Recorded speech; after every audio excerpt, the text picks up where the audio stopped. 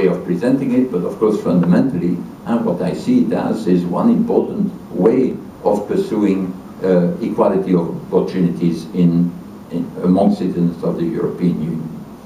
More precisely, what would it consist in? And so, to have some order of magnitude, I propose to think about introduction of an unconditional, universal basic income paid by the European Union to every legal resident of one of the member states of the European Union at the level of 200 euros per month.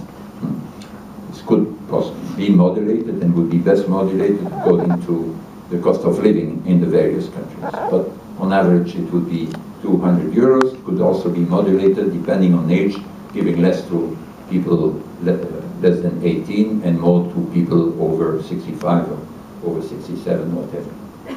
But these details don't matter for my current purposes, and I propose to fund it with VAT. Essentially with VAT you can have some other complements to enable you to have a lower level of VAT.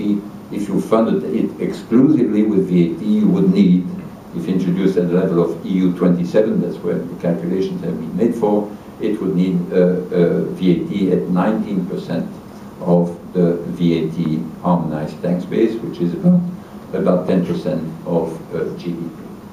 So, I want to leave aside, here we had a long discussion at the University of Economics yesterday here about some aspects of this proposal. I just want to indicate what are the, name more than spell out the arguments for it.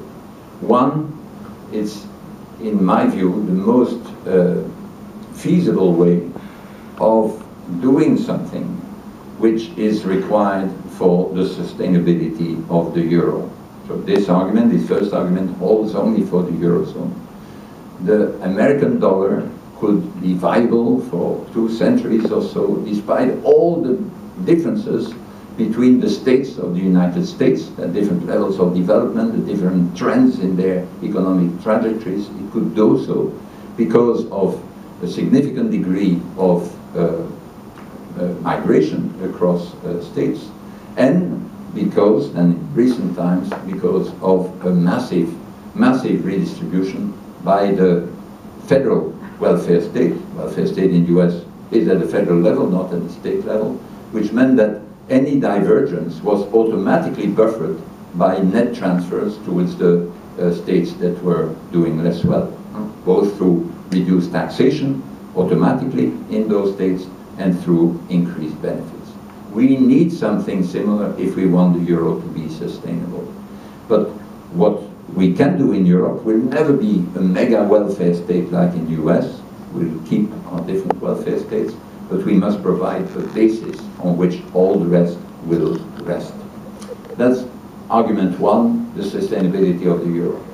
The second argument is related to what I just briefly alluded to, which is the fact that in the US they can rely on migration, which is about interstate migration, is about 6 times more frequent than inter-member state migration in Europe today.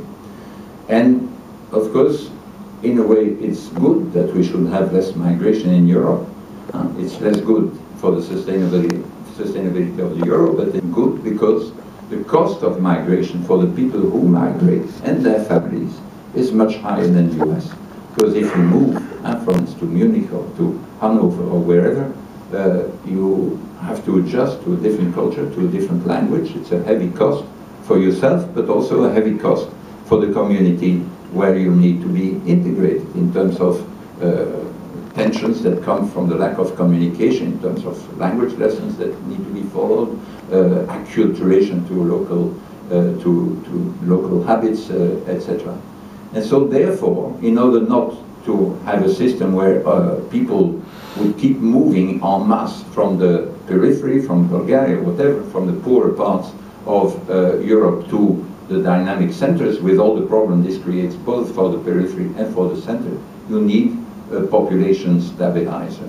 And population stabilizer needs, of course, to take the form of a systematic transfer from the more dynamic parts of, economically most dynamic parts of the Union to the periphery. That's argument two. Argument three is the most fundamental, in my view, which is that with the single market, and this holds to some extent for the global market as well, but of course the single market without any borders, free movement, imposes extremely strong constraints on the economic feasibility, on the economic sustainability of generous redistribution within member states. If a member state redistributes in a generous way that is both at a high level and in an unconditional way, it will attract beneficiaries from the rest of the Union. And at the same time, of course, it will repel contributors whose assets, whose income, whose profits will need to be taxed in order to pay for this generous system. So that with an open market, the welfare states, the national welfare states, are under strong pressure and can do less and less well what some of them used to do not so badly in the past.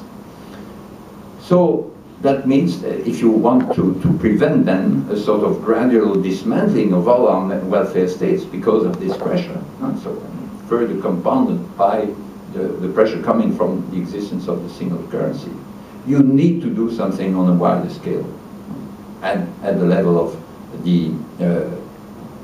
at the level that encompasses the whole of the single market.